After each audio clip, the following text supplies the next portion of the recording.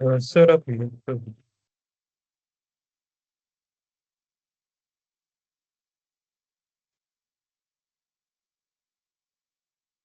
Sorry.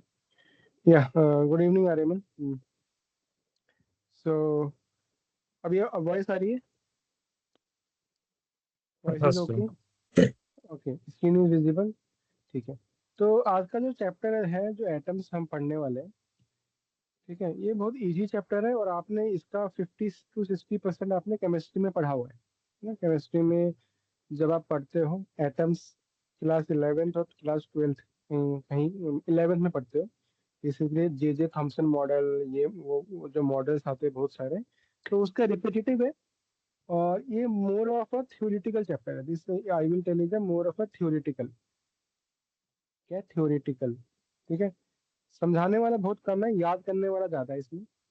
But अपने को मतलब है 4 मार्क्स जो आपकी जेई मेंस में आएंगे, और एक क्वेश्चन जो आपका सीबीएसई में आएगा, है ना। उतना ही अपने को पढ़ना है।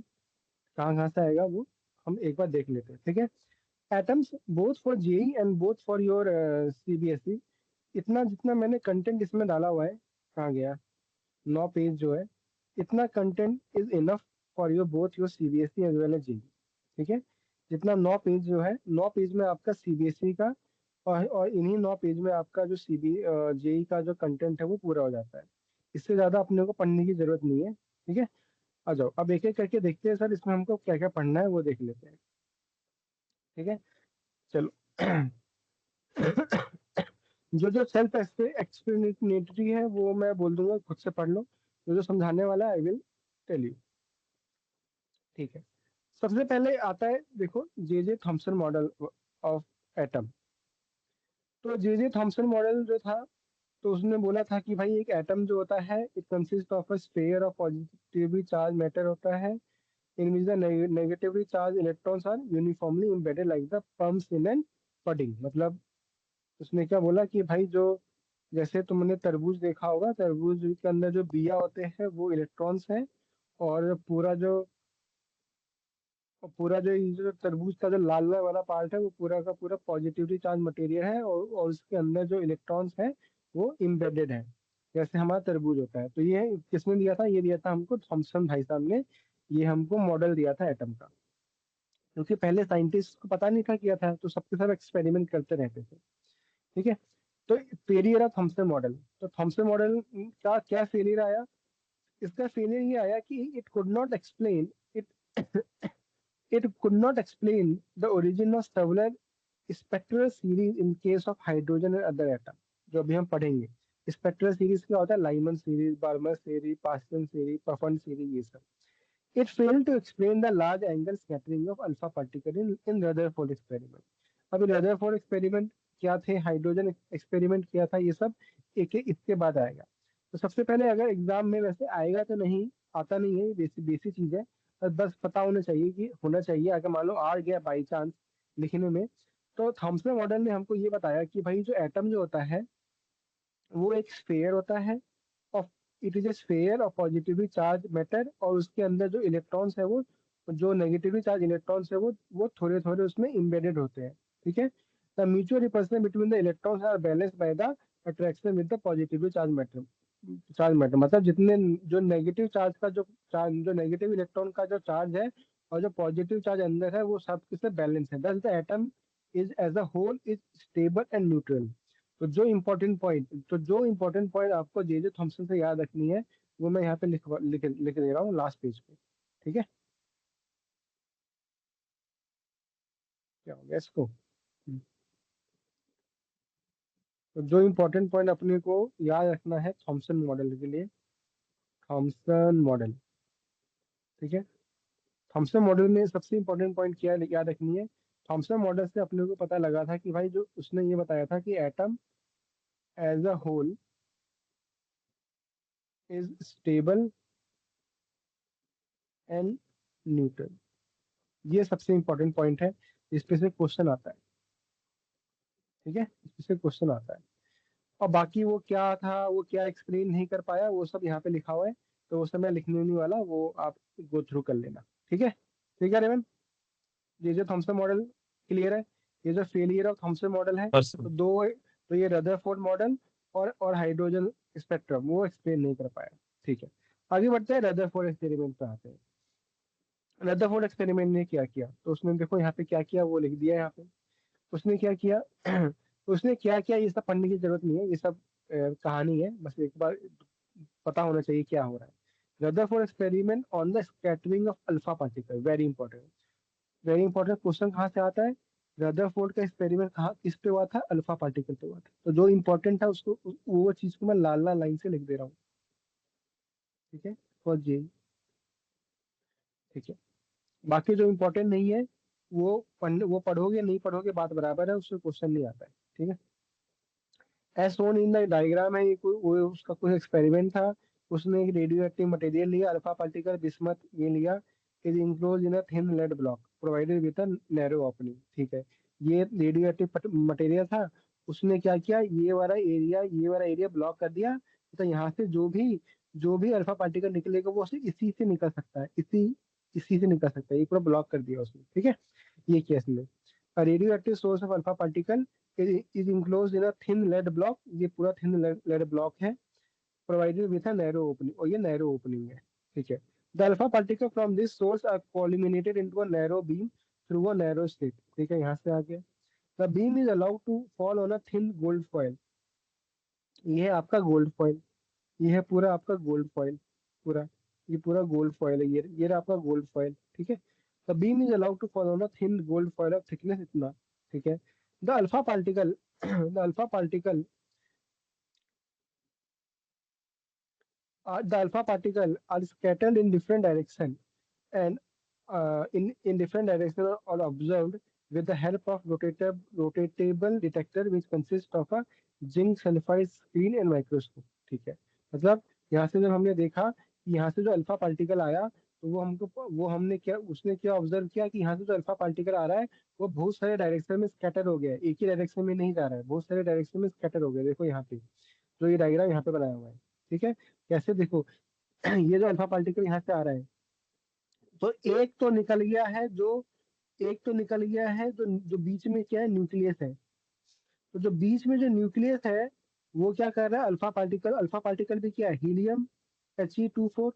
अल्फा अल्फा पार्टिकल भी पॉजिटिव है, तो पॉजिटिव पॉजिटिव को रिपेल कर दिया, तो इसलिए कि ये जो इलेक्ट्रॉन आया ये यहाँ पे जा ही नहीं पाया, वापस मुड़ गया। इससे देखो सारे के सारे इलेक्ट्रॉन क्या हो रहे हैं, सारे के सारे अल्फा पार्टिकल रिपेल हो जा रहे हैं यहाँ से, सारे के सारे रिपेल हो गए। ये जो इसके दूर थे वो यहाँ पे जाके ऐसे ऐसे रिपेल हो गए। ठीक है, ये इसका एक्सपेरिमेंट था रदरफोर्ड का, वो यहाँ पे लिखा हुआ है। और scattered in different direction are observed with the help of ये। As shown in the graph is drawn between the scattering angle theta and number of and theta of the alpha particles scattered at an angle theta for a very large number of alpha particle। तो graph कुछ बनता है ऐसे, exponentially decrease हो रहा है। अब ये ग्राफ बना, ये ग्राफ इन दोनों का ऑब्जर्वेशन इंपॉर्टेंट है, क्या है देखो, पहला पॉइंट क्या है देखो, पहला पॉइंट देखो, most of the alpha particle, पहले most of the alpha particle pass straight through the gold foil और सफर ओनली स्मॉल डिफ्लेक्शन, मतलब बहुत सारे अल्फा पार्टिकल जो हो गए वो सीधे सीधे निकल गए, बहुत सारे निकल गए, और या बहुत सारे जो है वो थोड़े से डिफ्लेक्शन पास उन्होंने ऑब्जर्व किया, पहला। दूसरा, a few alpha particle about 8,000 में से एक गेट्स डिफ्लेक्टेड थ्रू 90 डिग्री और मोर, मतलब ये जैसे 90 डिग्री पे मुड़ गया, ये 90 डिग्री पे मुड़ गया, तो और थोड़े से अल्फा पार्टिकल जो है वो 90 डिग्री से मुड़े। तीसरा, occasionally an alpha particle get rebounded from the gold foil suffering a diffraction of nearly 180 degree, मतलब एक एक अल्फा पार्टिकल ही जो है जो वापस नहीं जा पाया, वो वापस मुड़ गया 180 डिग्री से। तो यहाँ से रदरफोर्ड ने हमको ये बताया, रदरफोर्ड ने इस एक्सपेरिमेंट से उसने ये बताया कि भाई ये जो फॉइल है, as most of the alpha particle pass straight through the foil, so most of the space within the atom is empty. उसने बोला भाई बहुत सारे अल्फा पार्टिकल तो सीधे निकल गए ना, बहुत सारे अल्फा पार्टिकल सीधे निकल गए, तो इसका मतलब कि भाई एटम जो है, एटम के अंदर बहुत सारा स्पेस खाली है, इसलिए तो अल्फा पार्टिकल सीधा सब बाहर सीधे निकल गए। तो पहला उसने ये दिया। दूसरा, दूसरा इसने ये बोला कि भाई जो 90 डिग्री से निकल गए उसके लिए उसने क्या वो बोला, उसने बोला to explain the large angle scattering of alpha particle, Rutherford ने बोला suggested that all the positive charge and the mass of the atom is concentrated in a very small region called the nucleus of the atom. उसने बोला भाई ये जो atom है उसका तो सारा का सारा बहुत सारा पार्टिकल जो है, बहुत सारा जो एरिया है वो तो खाली है, वो सारा एरिया तो खाली है, वो सारा एरिया जो खाली है। इसका मतलब क्या हुआ, इसका मतलब ये हुआ कि जितना भी मास है, जितना भी जो पॉजिटिव चार्ज है वो सारा का सारा एक जगह पे है, और उस जगह को हम क्या बोलते हैं, न्यूक्लियस बोलते हैं, जो बीच को बीच है। तीसरा point, the nucleus is surrounded by a cloud of electrons whose total negative charge is equal to the total positive charge of the nucleus, so that the atom as a whole is electrically neutral. तो उसने बोला भाई जो nucleus भी है ना, उसके पास भी जितने इलेक्ट्रॉन्स हैं उतने पॉजिटिव, उतने प्रोटॉन्स भी हैं, उतने पॉजिटिव चार्ज भी हैं, इसलिए atom as a whole is always neutral. क्या ये समझ में आया रदरफोर्ड का एक्सपेरिमेंट से उसने क्या बताया हमको? हाँ सर। रदरफोर्ड ने अपना एक्सपेरिमेंट किया, रदरफोर्ड ने अपना एक्सपेरिमेंट किया, उसने उसने अपने एक्सपेरिमेंट से ये ऑब्जर्व किया कि उसने देखा कि भाई बहुत सारे अल्फा पार्टिकल सीधे निकल गए, कुछ अल्फा पार्टिकल 90 डिग्री पे निकल गए, और एक और बहुत और हजार में से एक है जो है वो वापस रिबाउंड हो गया। तो उसने इससे क्या निष्कर्ष निकाला, उसने ये निष्कर्ष निकाला कि भाई जो न्यू एटम है उसमें से बहुत सारा जो एरिया है वो खाली है। दूसरा, सारा का सारा जो मास और चार्ज है वो एक ही जगह पे है, और उस एक जगह को हम बोलते हैं न्यूक्लियस। तीसरा, जो न्यूक्लियस है वो न्यूट्रल है, मतलब उसके पास जितने इलेक्ट्रॉन्स है उतने पॉजिटिव चार्ज है, इसलिए atom as a whole is a neutral. तो ये बताया हमको रदरफोर्ड भाई साहब ने बताया। ठीक है, तो ये हो गया, यहाँ तक हो गया रदरफोर्ड। हमने थॉमसन मॉडल पढ़ लिया, हमने रदरफोर्ड मॉडल पढ़ लिया। तीसरा, ये इंपॉर्टेंट है आपका, न्यूमेरिकल। इस पे आता है न्यूमेरिकल। ठीक है, ये यहाँ से आता है न्यूमेरिकल, यहाँ पे फॉर्मूला पढ़ेंगे अभी हम, उस पे आता है न्यूमेरिकल। न्यूमेरिकल क्या क्या है, distance of closest approach, estimation of nucleus size. Distance of closest approach मतलब, देखो as shown in this figure 12.5 आ गया, ये फिगर है। Suppose an alpha particle of mass m and initial velocity v move towards the centre of the nucleus. ठीक है, as it approaches the positive nucleus it experiences the coulombic repulsion, and its kinetic energy gets converted into electric energy। सही बात है। At a certain distance r naught from the nucleus, ठीक है, the alpha particle stops for a moment and then begins to retrace its path। मतलब यहाँ से गया, भाई यहाँ से आ रहा है, यहाँ से आया आया, कोई वेलोसिटी से आ रहा है, यहाँ पे आया, यहाँ पे आके इसने रिपल्सन देखा, अरे ये साला तो ये तो बीचों बीच है, तो यहाँ पे आएगा तो फॉर अ मोमेंट उसकी वेलोसिटी जीरो होगी, सारा का सारा जो काइनेटिक एनर्जी था वो इलेक्ट्रिक एनर्जी या पोटेंशियल एनर्जी में बदलेगा, और वापस ये रिबाउंड होना चालू करेगा। तो क्वेश्चन आता है कि भाई कितना distance, minimum distance, what is the minimum distance r naught, what is the minimum distance r naught, what is the minimum distance r naught, कि जो अल्फा पार्टिकल जो है वो न्यूक्लियस से कितने मिनिमम डिस्टेंस पे वो रिबाउंड कर जाए। At a certain distance r naught from the nucleus, the alpha particle stops for a moment and begins to retrace its path. The distance r naught is called the distance of closest approach. Very, very important. Distance of closest approach। ठीक है, जो मैं लाल से mark कर रहा हूँ वो सारा इंपॉर्टेंट है। ठीक है रेवन, हाँ distance sir. Of closest approach r naught ये निकालने के लिए आता है। इसका डेरिवेशन देखो यहाँ पे किया हुआ है, बहुत इजी है। देखो क्या बोल रहा है, देखो जो इनिशियल काइनेटिक एनर्जी कितना है भाई, हाफ एम बी स्क्वायर है। सही बात है भाई, हाफ एम बी स्क्वायर से आ रहा है। ठीक है, अब डिस्टेंस जब आर नॉट है, और जब ये डिस्टेंस आर नॉट पे है उस समय पोटेंशियल एनर्जी कितना होगा भाई, हमको पता है यू क्या होता है, के Q1 Q2 अपॉन आर, जो डिस्टेंस है, डिस्टेंस बिटवीन द वो, तो के क्यू। अल्फा पार्टिकल का चार्ज कितना होता है, 2 इलेक्ट्रॉन, 2 ई। अल्फा पार्टिकल में होता है ना He, अल्फा पार्टिकल क्या है, He24। He24, तो उस पर चार्ज कितना होता है 2, मास नंबर कितना है 4, 2e। और जो न्यूक्लियस पे जो इलेक्ट्रॉन है वो मैंने लिख दिया Ze, मुझे पता नहीं, Z उसका एटॉमिक नंबर है और E उसका इलेक्ट्रॉन है ना, और आर नॉट तो आर नॉट है। तो जब डिस्टेंस आया मेरा आर नॉट, जब जब ये डिस्टेंस आर नॉट आएगा, जब ये डिस्टेंस आर नॉट आएगा, उस समय पे जो मेरा K alpha would be equal to potential energy, K alpha को यू के इक्वल कर दो,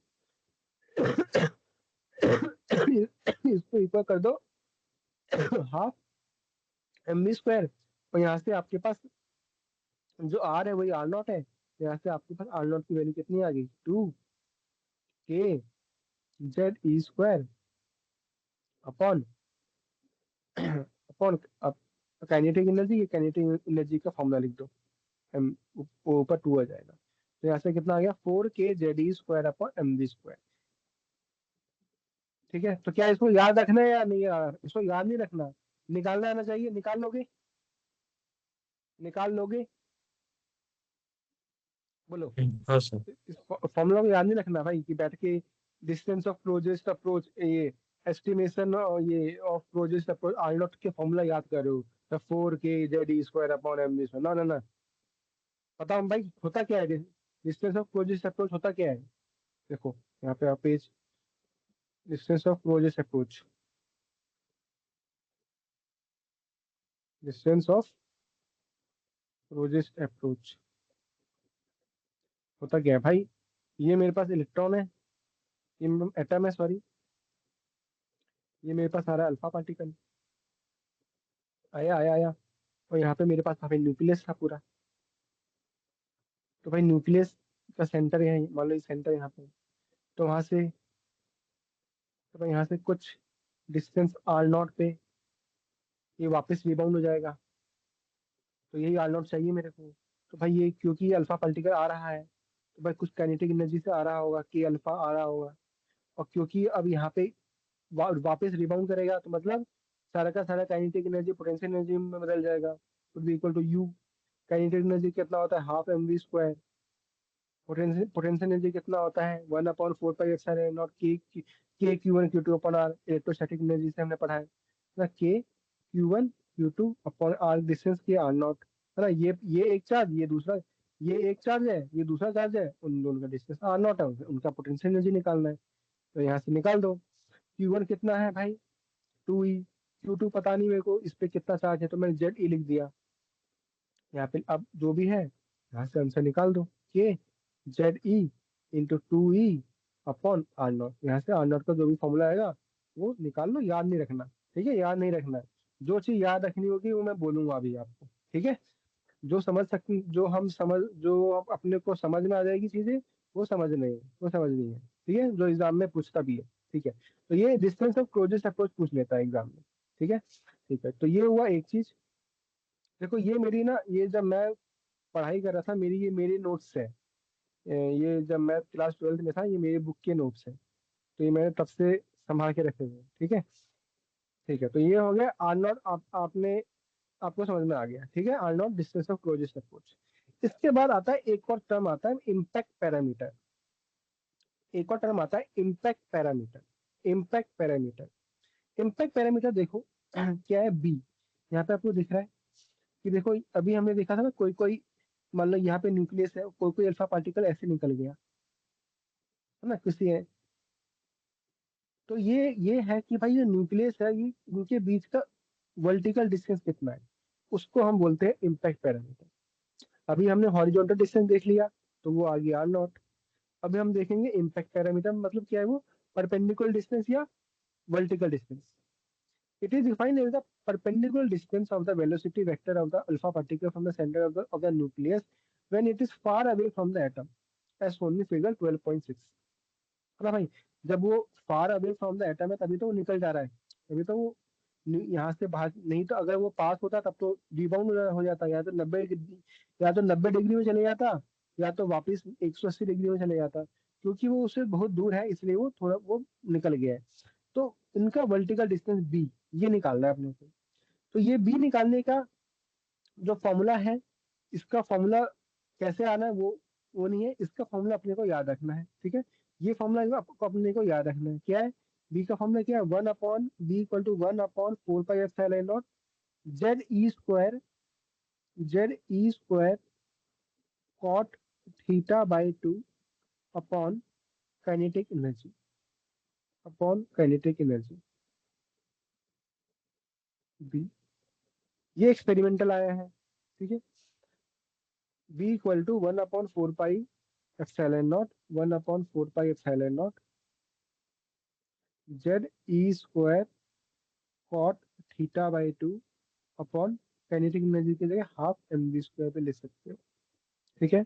जहाँ पे थीटा क्या है? थीटा ये एंगल जहाँ से वो डिफ्लेक्ट हुआ है बाद में, ऑब्वियसली वो 90 से कम होगा, ठीक है। डी, फिर थीटा थीटा यहाँ से ऐसे निकालोगे,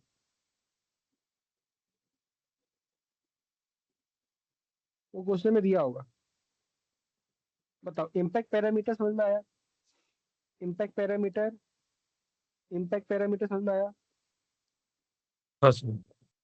ठीक है। और ये जो थीटा है ये क्या है? आपका स्कैटरिंग एंगल है, स्कैटरिंग एंगल यहाँ पे लिखा होगा कहीं पे। हाँ, Rutherford reduce the relationship between the impact parameter and the scattering angle theta. जो थीटा है वो क्या है? स्कैटरिंग एंगल है, ठीक है। तो बी का फॉर्मूला कितना आता है? 1/4 pi epsilon naught Z e square cot थीटा/2 काइनेटिक एनर्जी। ये फॉर्मूला आपके नोट्स में लिखा होना चाहिए और इसको याद कर रखना है, ठीक है। ये कैसे आया, वो डेरिवेशन इसका बहुत बड़ा है, वो रिक्वायरमेंट नहीं है। b = 1/4 pi epsilon naught Z e square cot थीटा/2 काइनेटिक एनर्जी, ठीक है। याद रहेगा, ठीक है। इसके बाद हाँ सर। रदरफोर्ड मॉडल ने कि हमने हमको क्या क्या दिया, ठीक है, और उसके क्या क्या लिमिटेशन थे वो सब लिखे हुए हैं यहाँ पे। इस मोर ऑफ अ थ्योरेटिकल, ठीक है। इसको पढ़ लेना, इसमें कुछ समझाने वाला है नहीं। आज अब आगे बढ़ते हैं, सीधा हम बढ़ते हैं बोहर क्वांटाइजेशन मॉडल, जहाँ से अब हमारा हाइड्रोजन स्पेक्ट्रम चालू होता है, ठीक है। जहाँ से चीजें चालू होती है।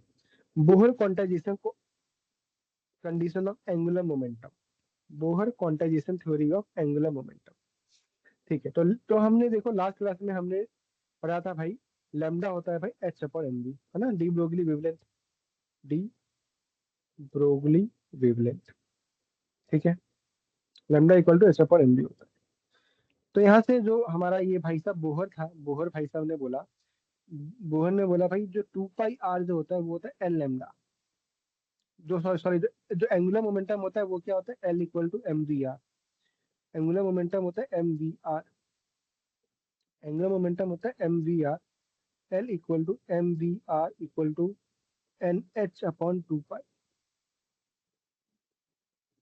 nh/2 पाई, ठीक है। L = mvr = nh/2 पाई, ठीक है। This is known as the Bohr's quantisation condition of angular momentum, ठीक है। उसने अपना कोई कोई एक्सपेरिमेंट किया, जैसे यहाँ पे देखो क्या है। इसने consider the motion of a electron in the circular orbit of radius r around the nucleus of the atom, ये एंगुलर, ठीक है। According to de Broglie hypothesis the electron is associated with the wave character, ठीक है। Hence the circular orbit can be taken to be stationary energy state only if contain an integral number of de Broglie wavelength. That is, you must have 2 pi r should be equal to n lambda। तो यहाँ से but lambda क्या होता है? h/mv। तो यहाँ से हमने लैम्डा की वैल्यू पुट कर दी h/mv। तो 2 πr आ गया nh/mv, तो mvr यहाँ चला गया, तो l आ गया मेरे पास mvr। l होता है mvr, तो mvr की वैल्यू आ गई nh/2 पाई। तो ये जो रिलेशनशिप है ये आपने को बस याद रखना है आपको, ठीक है। बोहर क्वांटाइजेशन में ये सब इसने एक्सपेरिमेंट क्या एक्सपेरिमेंट था वो याद नहीं रखना, जो काम की चीज है वो याद रखो बस। यहाँ पे आ जाओ, Bohr's quantization quantization condition, Bohr's quantisation condition, ठीक है। बोहर ने बेसिकली क्या किया था? उसने बोला था भाई ये जो न्यूक्लियस है ना, न्यूक्लियस है। तो अभी ये जो हमारा सर्कुलर है, जो हमारा एटम सर्कल है, तो बोला कि जितना भी इलेक्ट्रॉन्स जो है, क्योंकि हमने पढ़ा डी ब्रोगली वेवलेंथ में इलेक्ट्रॉन के पास वेव नेचर है, तो वो उसने तो बोहर ने बोला भाई ये जो है वो सारा का सारा ऐसे वेव नेचर में ऐसे ऐसे मूव हो रहा है। तो एक वेव का मतलब लैम्डा इतना, है ना। तो ये 2 पाई आर सर्कमफ्रेंस होता है, मतलब 2 पाई आर, एक लैम्डा है तो यहाँ पे एन लैम्डा है, तो उसने बोला भाई 2 pi r should be equal to n lambda. यहाँ से आया 2 pi r equal to n lambda. 2 pi r क्या सर्कमफ्रेंस, और एक एक वेव का जो वेवलेंथ होता है लैम्डा, तो वैसे यहाँ पे बहुत सारे हैं, तो एन लैम्डा हो गया, तो 2 पाई आर आ गया एन लैम्डा। और डी ब्रोगली वेवलेंथ से हमने पढ़ा है डी ब्रोगली, और डी ब्रोगली भाई साहब ने हमने हमको बताया था भाई लैम्डा होता है भाई H/mv। तो वो हम यहाँ पे यूज करेंगे, तो आ गया 2 pi r equal to n H/mv। और हमको पता है एंगुलर मोमेंटम होता है mvr, तो mvr की वैल्यू आ गई NH/2 पाई, NH/2 पाई। तो बेसिकली आपको आंख बंद करके बस ये फॉर्मूला को याद रखो, ये फॉर्मूला को याद रखो बस। L equal to mvr equal to NH/2 pi. This is known as, this is called Bohr's quantisation condition. This is known as Bohr's quantisation condition. तुम देख रहे हो क्या हो रहा है एक्चुअली। एक इस पे एक साइंटिस्ट ने कुछ रिजल्ट दिया, दूसरे साइंटिस्ट ने कुछ और रिजल्ट दिया, और ये बोहर भाई साहब ने क्या किया, दोनों को कंबाइन करके अपना एक रिजल्ट दे दिया। समझ में आ रहा है वो चल क्या रहा है। उस समय जब चीजें क्लियर नहीं होती है तो कैसे साइंटिस्ट लोग क्या करते हैं, उसने एक एक साइंटिस्ट का रिजल्ट उठाया, और उसने दो दूसरे दूसरे साइंटिस्ट का रिजल्ट उठाया, और दोनों को मिला के अपना नाम दे दिया, भाई मैंने दिया ये। बोहर्स क्वांटाइजेशन कंडीशन आ गया L equal to m v r equal to NH/2 pi. ठीक है,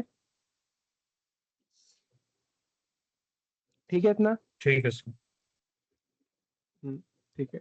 अब इसी पे जो है, अब इसी पे अगर आप देखोगे, पूरी की पूरी जो कहानी है, ये जो पूरा का पूरा जो डेरिवेशन जो है, वो पूरा का पूरा जो कहानी है वो इसी पे बेस्ड है।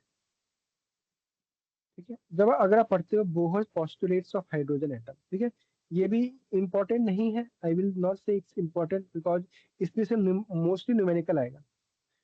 एटम से आपका जो सीबीएसई में भी ना न्यूमेरिकल आता है।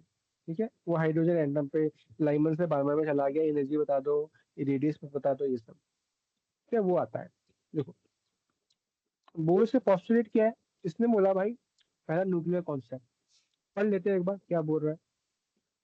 An atom consists of a small and massive central core called nucleus around which the planetary electrons revolve. The centripetal force required for their rotation ठीक है ठीक है ठीक है, फालतू बात की है कुछ और कुछ नहीं किया इसने। क्वांटम कंडीशन क्या बोला इसने, क्वांटम कंडीशन ये इंपॉर्टेंट है, एल इक्वल टू, ये इंपॉर्टेंट बात की उसने, L equal to m v r upon NH/2 pi, n equal to 1 2 3, L equal to m v r equal to NH/2 pi, ये इंपॉर्टेंट बात की। ठीक है, तीसरा स्टेशनरी ऑर्बिट। उसने बोला why revolving in the permissible orbit an electron does not radiate energy, these non radiating orbit are called stationary orbit। ठीक है, मतलब जब इलेक्ट्रॉन ऑर्बिट्स में रिवॉल्व कर रहा होता तो वो एनर्जी को रेडिएट नहीं करते, इसलिए जो ऑर्बिट्स है वो स्टेशनरी है। चौथा frequency condition. An atom can emit or absorb radiation in the form of discrete energy photon only when an electron jump from a higher to a lower orbit। Okay, मान लो भाई एक orbit नीचे है, दूसरा orbit ऊपर है, मान लो ये E1 है, ये E2 है, तो जब ये यहाँ से यहाँ जंप करेगा तभी तो उसको एनर्जी चाहिए, है ना, तभी तो एनर्जी चाहिए उसको। मतलब h nu equal to E2 - E1, h nu equal to E2 - E1, E1 and E2 वाला energy associated with the orbits and then the frequency of the emitted और एब्जॉर्ब रेडिएशन। ठीक है, एनर्जी जो photon जो हम दे रहे हैं equal to E2 - E1, जो जो इस ऑर्बिट का जो एनर्जी है माइनस इस ऑर्बिट का एनर्जी है, उन दोनों का गैप, इन दोनों का जो गैप है, इन दोनों का जो गैप है वही तो उसको पार करना है, तभी तो यहाँ से इलेक्ट्रॉन जंप होके यहाँ पे आ जाएगा। इसे की बात ठीक है। तो ये था बोहर्स का जो क्वांटाइजेशन है, बस आपको बस ये फॉर्मूला याद रखना और कुछ नहीं। ठीक है बस। आ जाओ Bohr's theory of hydrogen atom, ये इंपॉर्टेंट है। Bohr's theory of hydrogen atom, यहाँ से पूरी की पूरी जो हमारे जो न्यूमेरिकल्स है वो सब यहाँ से चालू होते हैं, Bohr's theory of hydrogen atom से। ठीक है चलो एक एक करके देखते हैं आराम से। तो देखो भाई पहली बात Bohr's theory of hydrogen atom. सबसे पहले हम निकालने वाले हैं radius, radius of permitted orbit. According to Bohr's theory, according to Bohr's theory, hydrogen atom, hydrogen का एटॉमिक नंबर कितना होता है? 1 होता है, तो खत्म हो गया, Z1 हो गया। And sorry, a hydrogen atom consists of a nucleus with a positive charge Ze and a single electron of charge -e, which revolve around it in a circular orbit of radius r. ठीक है, Z is the atomic number and for hydrogen Z is 1. ठीक है, the electrostatic force of attraction between the nucleus and the electron is F equal to kZe square upon r square. देखो ये कैसे आया, यहाँ से आया, यहाँ से आया, देखो ये दिख रहा है। मान लो भाई ये है मेरा एटम, ये है न्यूक्लियस और ये है इलेक्ट्रॉन। ठीक है, मैंने माना है भाई यहाँ पे इलेक्ट्रॉन है, यहाँ पे न्यूक्लियस है, और ये हाइड्रोजन एटम है। ये बात किसकी हो रही है? ये बात हो रही है हाइड्रोजन एटम की बात हो रही है ना। ठीक है, तो एक के पास Ze, न्यूक्लियस के पास तो मुझे पता नहीं भाई कितना चार्ज है, और न्यूक्लियस के पास पॉजिटिव प्लस Ze हम है। यहाँ पे माइनस इलेक्ट्रॉन चार्ज है, इलेक्ट्रॉन उसके पास मास m है। तो इन दोनों के बीच का फोर्स ऑफ अट्रैक्शन कितना आ जाएगा भाई? एक प्लस है एक माइनस है, एफ कितना आ गया? K Z e square upon r square. इन दोनों के बीच में का डिस्टेंस कितना है? आर।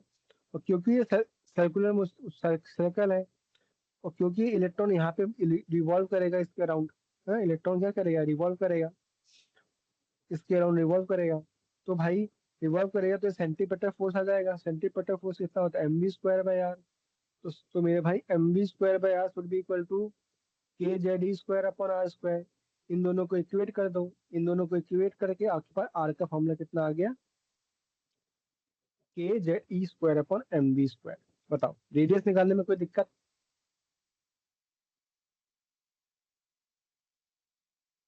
नहीं सर। रेडियस निकालने में कोई दिक्कत नहीं है ना भाई। इलेक्ट्रोस्टैटिक फोर्स को सेंटीमीटर फोर्स से इक्वेट मार दोगे, आपको रेडियस आ गया। अब देखो, अब हम अभी हमने पढ़ा एल होता है mvr अपॉन एनएच अपॉन 2 पाई। तो यहाँ से भाई आर की वैल्यू कितनी आ गई? NH upon 2 pi mv। ठीक है, अब ये आर की वैल्यू और ये आर की वैल्यू दोनों को इक्वेट कर दो। N h upon 2 pi mv is equal to kZe square upon mv²। इन दोनों को इक्वेट करोगे तो यहाँ से आपके पास वेलोसिटी का फॉर्मूला आ गया 2 पाई kZe square upon NH.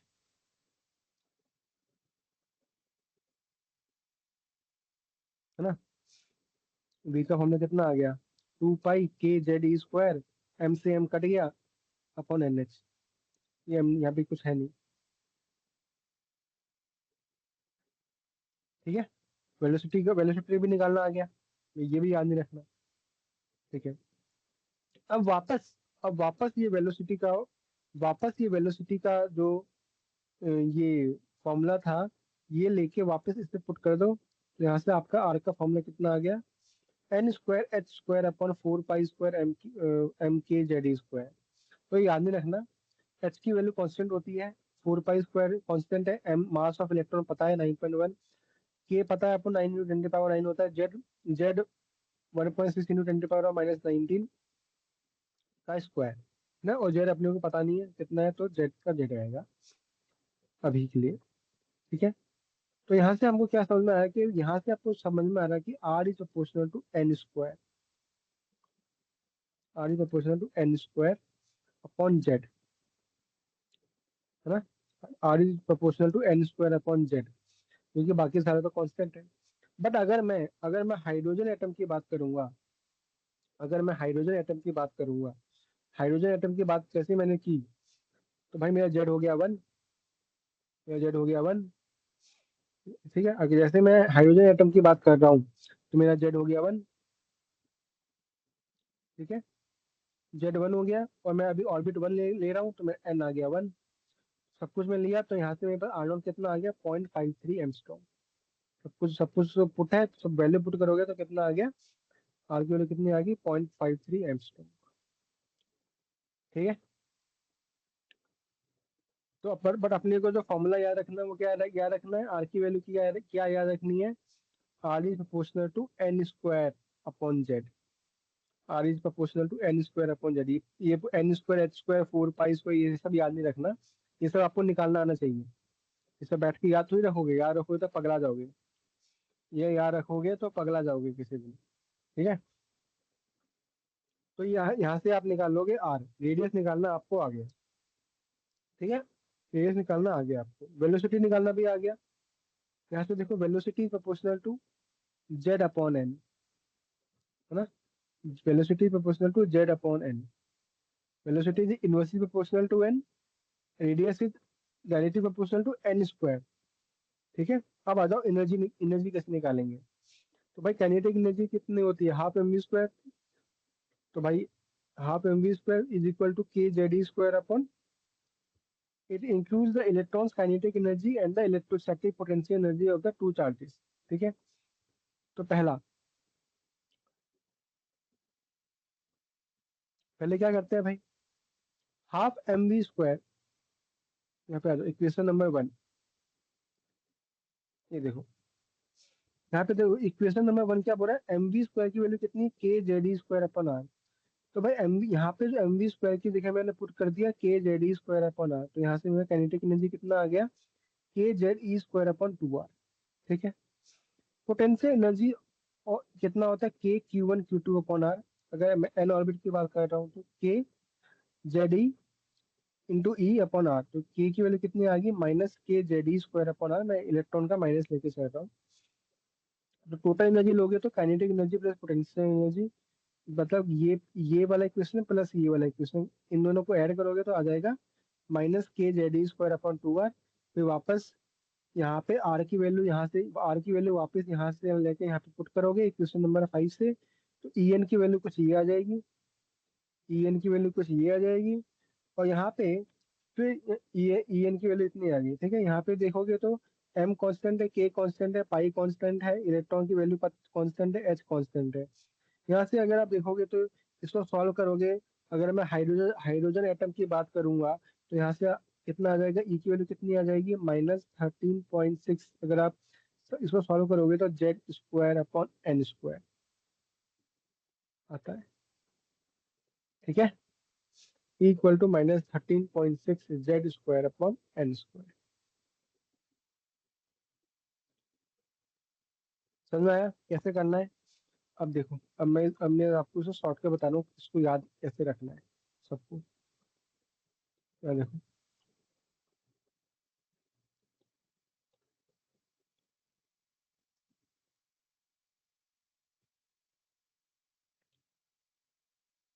Hydrogen atom की बात हो रही है, ठीक है। ये है मेरा एटम, ये है मेरा इलेक्ट्रॉन, ये है मेरा न्यूक्लियस, इसका मास m है, ये है रेडियस। इतना डायग्राम पता होगा आपको, इस डायग्राम से ही आप पूरी कहानी लिख करनी है आपको। इनके बीच का जो इलेक्ट्रोस्टैटिक फोर्स कितना होगा, k Z e square upon r square should be equal to m v square by r. यहाँ से एम वी स्क्वायर की वैल्यू कितनी आ गई, k Z e square upon are.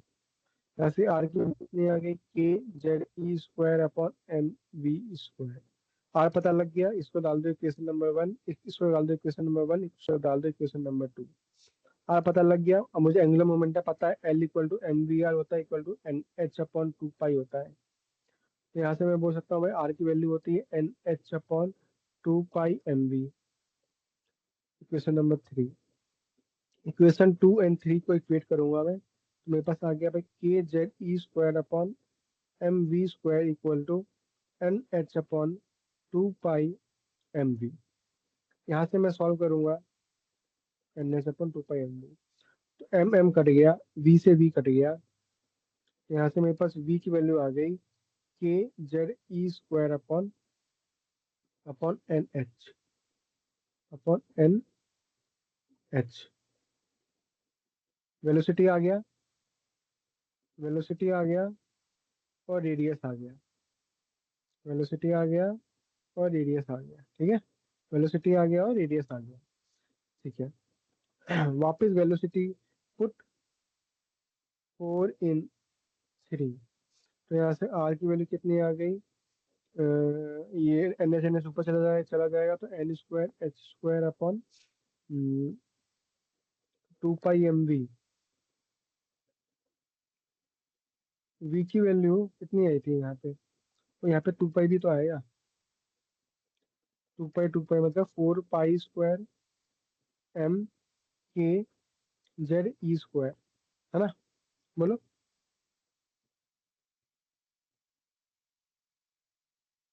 सही है। हाँ सर। पुट पुट 4 in 3, ये करोगे तो यहाँ से जो एच की वैल्यू मुझे पता है कांस्टेंट है, ये सब सब मुझे पता है। इसको सॉल्व करोगे तो आर की वैल्यू आती है 0.59 0.53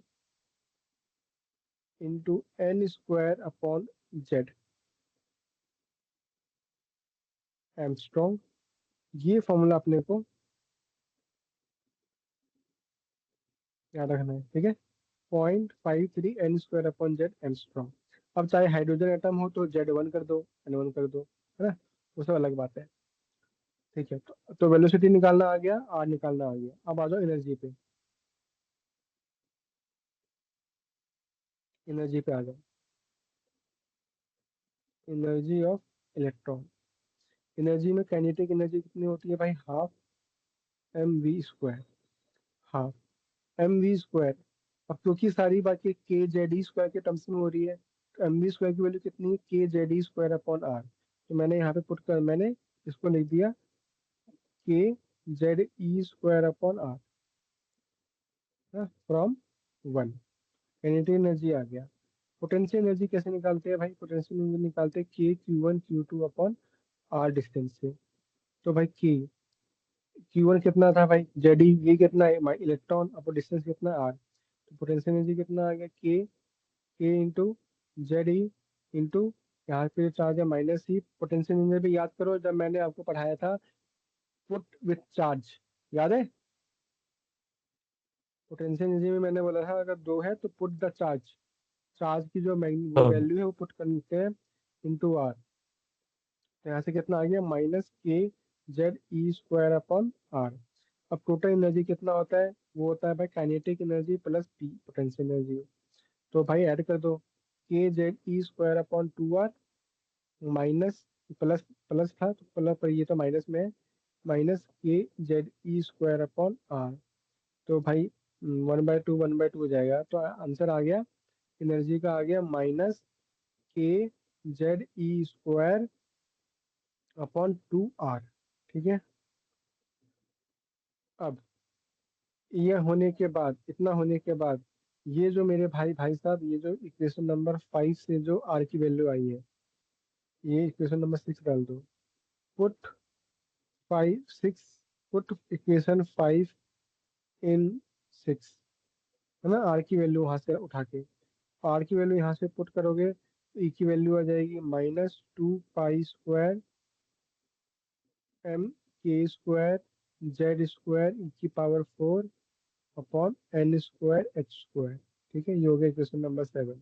सारी की सारी वैल्यू पुट करोगे, एम की वैल्यू पुट करोगे, के की वैल्यू पुट करोगे, ई की वैल्यू पुट करोगे, एच की वैल्यू पुट करोगे, तो आ जाएगा -13.6 z square upon n square.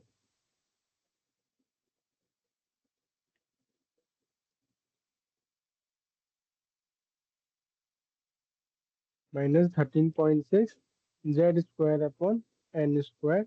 Energy है तो इसमें है इलेक्ट्रॉन वोल्ट में। ठीक है।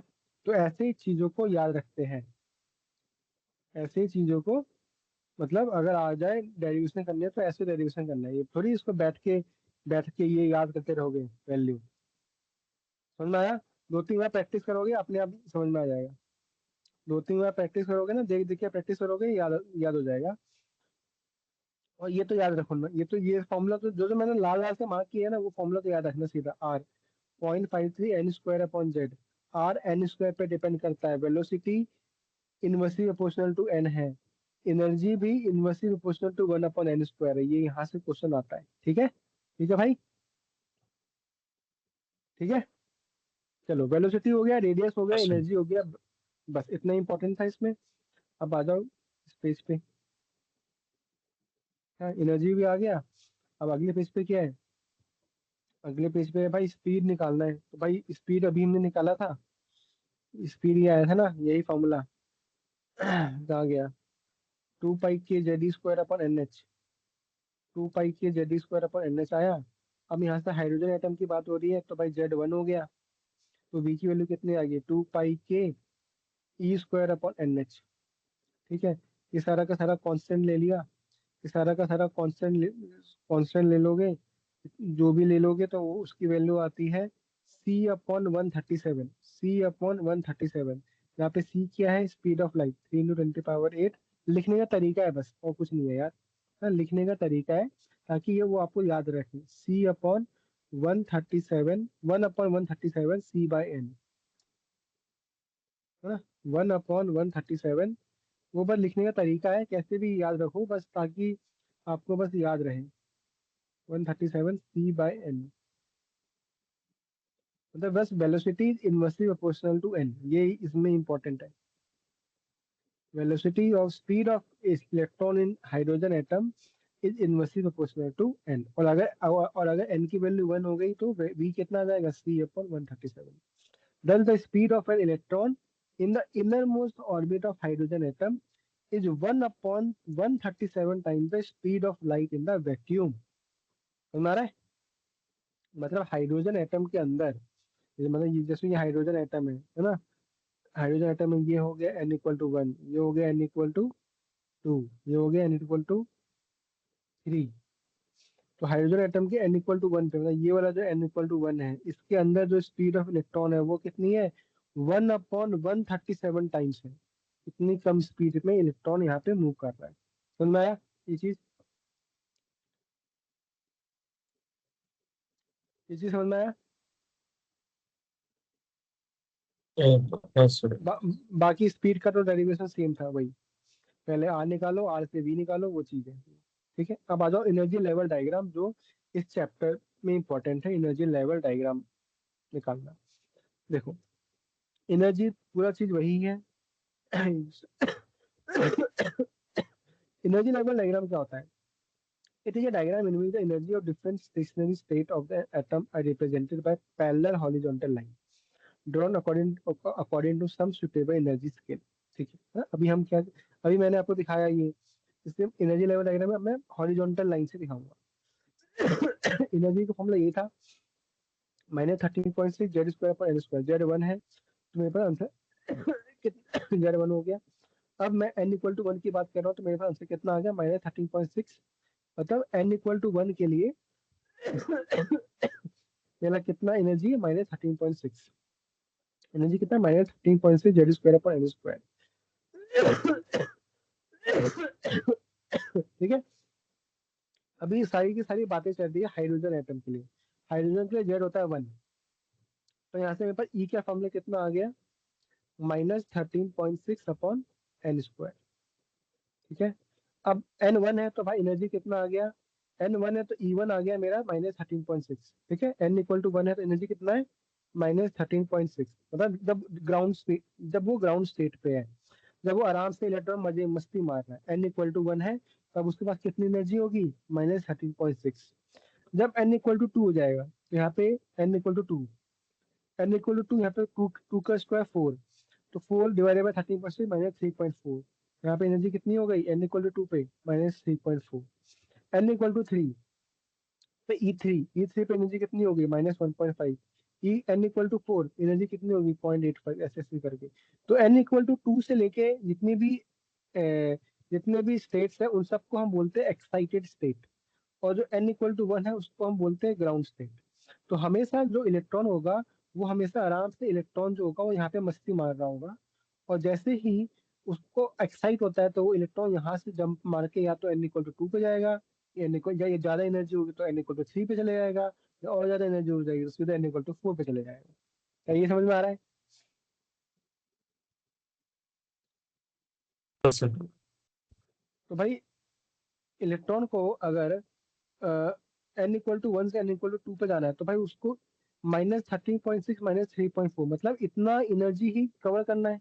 मतलब कुछ -10, मतलब -13.6 में से 3.4 -3.4 माइनस कर दोगे तो कुछ -10.2, इतना ही एनर्जी अगर उसके पास आ जाएगा तब वो n इक्वल टू 1 से n इक्वल टू 2 पे चले जाएगा। Means certainly an electron can have only certain definite value of energy while evolving in different orbit. This is called energy quantum. ठीक है, ठीक है।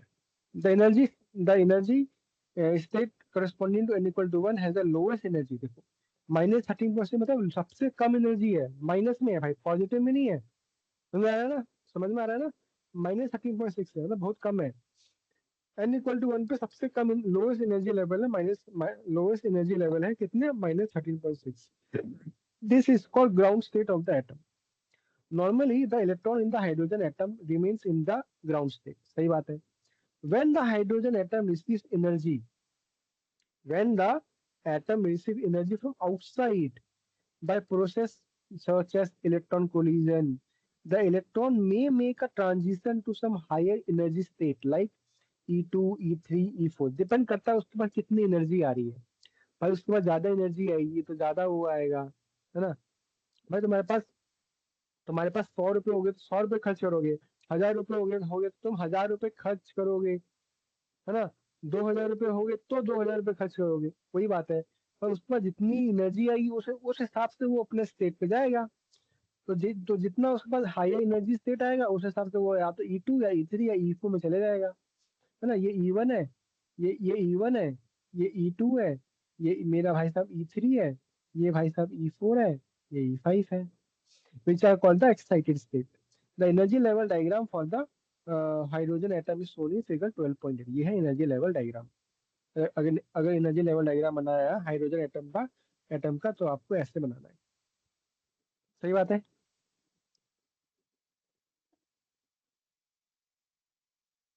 हाँ सर। ठीक है, अब यहाँ पे आता है explain the origin of the spectral line of ये hydrogen using Bohr's theory on the derive and expression for the wave number of radiation. हाँ ये सब when an electron jump from an outer orbit to the lower orbit. ठीक है, अब देखो, suppose an electron jumps from a higher energy level n2 to a lower energy level n1। मतलब अब एक इलेक्ट्रॉन मान लो जंप कर रहा है, ऊपर से नीचे आने की कोशिश कर रहा है, मतलब वो पहले से n2 पे है तो वो n1 पे आना चाहता है, ये n3 पे है n1 पे आना चाहता है, ये n3 पे है तो n2 पे आना चाहता है। बहुत सारे केसेस पॉसिबल हो सकते हैं, है ना? Suppose an electron jumps from a higher energy level n2 to a lower energy level n1 by Bohr's frequency condition। The difference of energy between the two level appear as a photon of frequency nu। सही बात है भाई। अगर आप ऊपर से नीचे जाओ या नीचे से ऊपर जाओ, आपको भाई एनर्जी तो चाहिए ना। बताओ, तुम सीढ़ी में नीचे से ऊपर जाते हो या ऊपर से नीचे आते हो, थोड़ी ना कोई एनर्जी तो चाहिए होती है ना। तो भाई एनर्जी कहाँ से आएगी? H nu is equal to E n2 minus E n1। H nu is equal to E n2 जो बड़ा स्टेट है, माइनस जहाँ पे वो जाना चाहता है, माइनस E n1, क्योंकि जो बड़ा वाला E n2 होगा उससे एनर्जी ज्यादा होगा, और E n1 जो होगा उसका एनर्जी कम होगा। तो एच न्यू जो एनर्जी उसको चाहिए is equal to E n2 minus E n1। बताओ, इसमें कोई डाउट है? नहीं सर। ठीक है, यहाँ से E n2 का जो एनर्जी का फॉर्मूला है वो पुट कर दो, और n की जगह बस n2 पुट कर दो। जो एनर्जी का फॉर्मूला था माइनस माइनस प्लस हो गया, और बस n की जगह n1 पुट कर दिया हमने। ठीक है, बाकी सब सेम है। जितना भी कांस्टेंट था सब हमने बाहर ले लिया, यहाँ से h यहाँ पे आ गया तो h क्यूब आ गया, तो अंदर क्या बचा 1/n1² माइनस 1/n2²। बताइए इतना क्लियर है यहाँ तक? हाँ सर। ये जो फॉर्मूला है ना वो एनर्जी का फॉर्मूला है, 2π² m² E4n²/h²। देखो एनर्जी का फॉर्मूला यहाँ पे आया था ना, 2πk² m² वो बस वहां से उठाया है। कहा गया?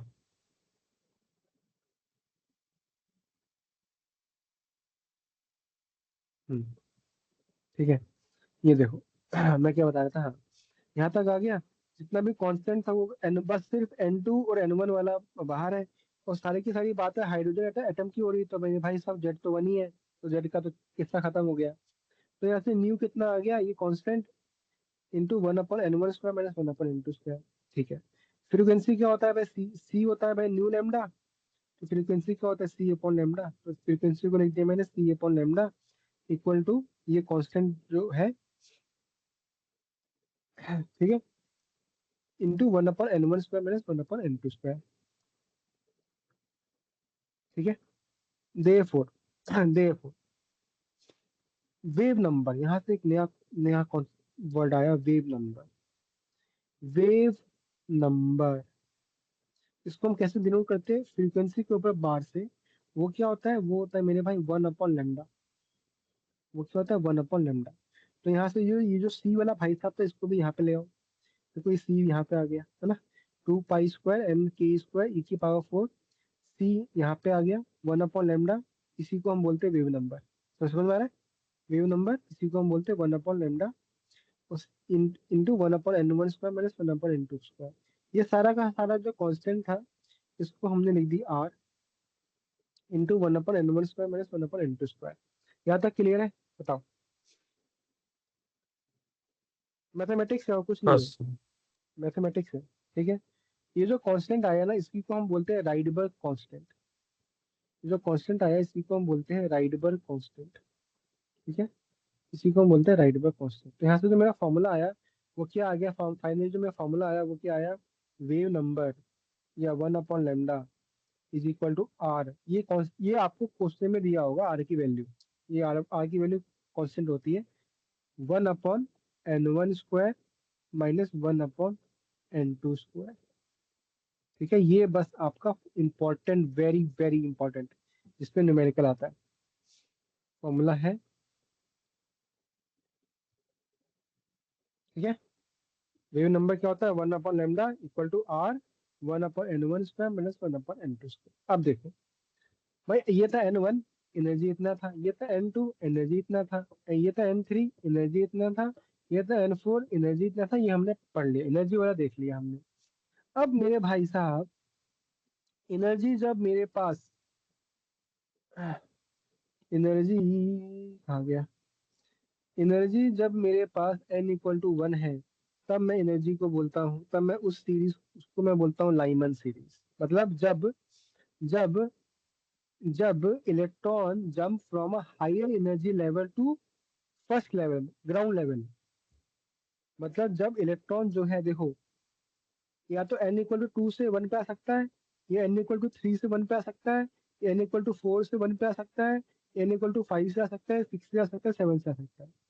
मतलब जब मेरा n1 1 हो जाएगा, n2 चाहे कुछ भी हो, 2 3 4 5 6 7 कहीं से भी हो, आ तो रहा है वो फाइनली n1 1 पे ही आ रहा है ना। तो जब मेरा electron jump from a higher energy level to the first level, तो वो सीरीज क्या, कौन सी सीरीज हो गई, लाइमन सीरीज हो गई। वो सीरीज कौन सी हो गई, लाइमन सीरीज, मतलब n=1। और दिस सीरीज कौन से रीजन में होता है, वो होता है अल्ट्रा वायलेट रीजन में होता है। तो जो जो इंपॉर्टेंट चीजें हैं वो मैं लिखवा दे रहा हूँ। लाइमन लाइमन में होता है अल्ट्रा वायलेट, लाइमन सीरीज में मतलब अल्ट्रा वायलेट रीजन। ठीक है। सिमिलरली जब मेरा n1 2 हो जाएगा, मतलब अब जो इलेक्ट्रॉन, जो एक्साइटेड इलेक्ट्रॉन है, मतलब अब n=3 से वो बोलता है भाई नहीं, मैं n=2 पे ही आना आऊंगा। n=4 बोला, बोलता है भाई मैं n=2 पे आऊंगा। n5 बोला 2 पे बोलो, अब बोल रहा है n6 से बोला मैं 2 पे आऊंगा। तो वो कौन सा सीरीज हो गया, वो हो गया आपका बाल्मर सीरीज। क्या हो गया? Balmer series. बाल्मर। और बाल्मर सीरीज कौन सा रीजन होता है? Visible, very important. Visible important region है, एग्जाम में आता है कि Balmer series respond to which region? Visible. Lyman series respond to which wavelength, which वो, तो अल्ट्रावायलेट। ठीक है। अब देखो वेव नंबर, देखो वेव नंबर क्या है? 1/λ है। लैम्डा क्या होता है? मीटर में होता है। तो 1/λ, तो वेव नंबर का जो एसआई यूनिट वो क्या आएगा? मीटर इनवर्स, है ना। इसका जो एसआई यूनिट होगा वो क्या होगा? Metre inverse. तो ये हो गया विजिबल। सिमिलरली जब इलेक्ट्रॉन जो है वो N4 से N3 पे आना चाहेगा, N5 से भी 3 पे आना चाहेगा, 6 से भी 3 पे आना चाहेगा, तो वो कौन सा सीरीज हो जाएगा? पास्चन। पास्चन सीरीज में कौन सा रीजन हो जाता है? इंफ्रारेड। पास्चन में हो जाता है इंफ्रा। ठीक है। ये हो गया पास्चन सीरीज में हो गया इंफ्रा। ठीक है, पास्चन में हो गया इंफ्रा। फिर सिमिलरली N1 जब 4 हो जाएगा तो ब्रैकेट वो हो जाएगा फार इंफ्रारेड। और जब N1 5 हो जाएगा तो वो हो जाएगा वेरी फार इंफ्रारेड। ठीक है, तो उसका फॉर्मूला आ गया इतना। तो ये है limitation of bourse theory. This सबसे बड़ा लिमिटेशन क्या है? It is applicable only for hydrogen atom. Bore वाला भाई साहब हाइड्रोजन एटम से बाहर उठ ही नहीं पाया। उसने सारी की सारी थ्योरी देखो, सबको हर जगह हमारा जेड क्या है? 1 है। और हर जगह मेरा जेड क्या है? 1 है। ये हाइड्रोजन थ्योरी से आगे बढ़ ही नहीं पाया। ठीक है। It does not able to explain the intensity of frequency. It does not explain the structure of spectral lines. It does not explain why only circular orbit are chosen, why it does not take into account wave properties. तो ये सब limitation है, कोई 2-3 limitation पढ़ लेना बस। ठीक है। This is all about your atom chapter. This is all about your atoms chapter. ठीक है। एटम्स में यही आता है। तो एटम्स में देखो, सबसे इंपॉर्टेंट अगर मैं कुछ बोलूंगा इस चैप्टर में है, एटम्स वाले में सबसे सबसे इंपॉर्टेंट है तो वो ये वाला बोहर वाला ही वो है।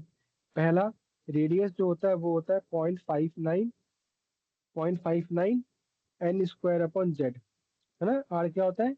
0.59 n² अपॉन जेड एमस्ट्रॉन। 0.53 होता है, सॉरी, 0.53। ठीक है, ये पहला इक्वेशन। दूसरा, एनर्जी जो होती है वो होती है -13.6 Z² upon N², electron volt. दूसरा।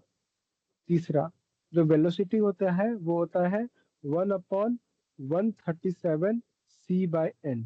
या वेलोसिटी जो होता है वो इनवर्सली प्रोपोर्शनल टू होता है n के। ठीक है। चौथा, जो वेव नंबर होता है या 1/λ होता है वो होता है, वो क्या होता है? 1/λ = R1/N1² - 1/N2²। ठीक है। जब मेरा N1 1 होगा तो एक कौन सा सीरीज है? लाइमन। लाइमन मतलब अल्ट्रावायलेट। N1 मेरा 2 होगा तो वो मेरा कौन सा सीरीज है? बाल्मर। बाल्मर मतलब विजिबल। N1 मेरा 3 होगा तो ये कौन सा? लाइमन बाल्मर पाचन। ये कौन सा होगा? इंफ्रारेड। जब मेरा N1 यहाँ पे 4 होगा तो वो कौन सा सीरीज होगा? ब्रैकेट। ये भी कौन सा होगा? फार इंफ्रारेड। और जब मेरा N1 होगा 5 तो उसको हम बोलते हैं पफंड। ये क्या होगा? Very far infrared. ठीक है। दिस इज योर, यहाँ से आपका सारा का सारा क्वेश्चन आता है जेई में। ठीक है अरविंद। हाँ सर। एटम चैप्टर आपने पहले पढ़ा है स्कूल में? खत्म हो गया होगा स्कूल में हाँ तो। पढ़ा मैं। हाँ ठीक है। होगा। हाँ, तो इतने ये फॉर्मूला इंपॉर्टेंट है, इसके पीवाईक्यू सॉल्व करो। मैं dual nature of matter, atom और न्यूक्लियाई, तीनों के न्यूमेरिकल एक साथ कराऊंगा। जब मेरा अभी अगली क्लास में मेरा न्यूक्लियाई भी खत्म हो जाएगा, अगली क्लास में न्यूक्लियाई भी खत्म हो जाएगा, उसके बाद तीनों के न्यूमेरिकल हम एक साथ पीवाईक्यू, मैं आपको तीनों के न्यूमेरिकल एक साथ कराऊंगा। ठीक है। तब तक आप जो पीवाईक्यू है उसको स्टार्ट करो सॉल्व करना, उसको स्टार्ट करो सॉल्व करना। ठीक है। सॉल्व हो जाएंगे जितना हमने पढ़ा है उससे सॉल्व करोगे, स्टार्ट हो जाएंगे सॉल्व होना। ठीक है। ठीक है सर। तो एक क्वेश्चन दे रहा हूँ आपको, एक क्वेश्चन करो। क्वेश्चन है, the energy of an electron in nth orbit is given by En equal to minus 13.6 by n square electron volt. Calculate energy excited. Calculate energy required. Calculate energy required to excite an electron from ground state to second excited state. देखो ध्यान से देखना, मैं करता हूँ। देखो बोल रहा है कि भाई क्वेश्चन में बोलते हैं energy of an electron in nth orbit is given by इतना। ठीक है। बोलता है भाई ग्राउंड स्टेट। ग्राउंड स्टेट मतलब क्या होता है? n equal to 1। सही बात है। ग्राउंड स्टेट मतलब क्या होता है? n equal to 1। तो भाई ग्राउंड स्टेट में मेरा एनर्जी कितना आ गया? E1 आ गया, मतलब -13.6 अपॉन 1 का स्क्वायर कितना आ गया? -13.6। सही बात है। सही है अरविंद? हाँ सर। अब बोल रहा है भाई सेकंड एक्साइटेड स्टेट। भाई तो energy in second excited state कितना क्या होगा? सेकंड एक्साइटेड स्टेट मतलब n कितना हो गया? बोलो, n कितना हो गया? 3। 3। Very good. First excited state कितना होगा? n equal to 2। Second excited state कितना होगा? n equal to 3। Third excited state कितना होगा? n equal to 4। यहाँ पे बच्चे गलती करते हैं इसलिए करवाया मैंने। E3 कितना हो जाएगा? -13.6 अपॉन 3 का स्क्वायर कितना आ गया? 4 9 और 9 -1.5 9 5 जा 4.51 EV इलेक्ट्रॉन वोल्ट। तो अब क्या पूछा था? कितना एनर्जी चाहिए?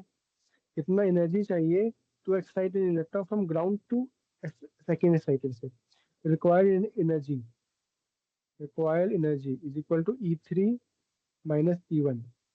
E3 कितना? -1.51 माइनस और -13.6 कितना आ गया? 12.09 इलेक्ट्रॉन वोल्ट। ये आंसर आ गया। ठीक है। ठीक है ऐसे, और ऐसे क्वेश्चन आते हैं इस पे मोस्टली। ठीक है। ठीक है, will wind up here. Next class में हम मिलते हैं। Next class meet with nuclei. Nuclei is also one class 1 hour topic. ठीक है सर। ठीक है। Nuclei also is a 1 hour topic. Nuclei खत्म हो जाएगा then modern physics is over. तो जैसे मॉडर्न फिजिक्स तुम्हारा ओवर होता है, मॉडर्न फिजिक्स ओवर होता है तो मतलब तुम्हारे 12 मार्क्स तुम्हारे पॉकेट के अंदर होनी चाहिए। पॉकेट के अंदर मॉडर्न फिजिक्स के भाई 12 के 12 मार्क्स समझो। कैसा भी क्वेश्चन आए तुमसे बन जाना चाहिए। इतना आसान टॉपिक है मॉडर्न फिजिक्स। ठीक है। अगर मॉडर्न फिजिक्स में अगर तुमको लगता है और पढ़ाई करना और पढ़ाई करो, मॉडर्न फिजिक्स से ही मार्क्स आएंगे फिजिक्स में। ठीक है। ये सब होते हैं स्कोरिंग चैप्टर, क्योंकि आपको पता है क्वेश्चन आएगा ही आएगा। और टॉपिक कितना इतना सा है देखो। टॉपिक इसमें कितना है? 9, गिनती के 9 पेज है। अगर आप एटम देखोगे, जो मैंने आपको जो PDF दिया है, कितने पेज है इसमें? 1 2 3 4 5 6 7 8 9। 9 पेज है। 9 पेज है, इसी में से क्वेश्चन आएगा जो आएगा CBSE में भी और JEE में भी।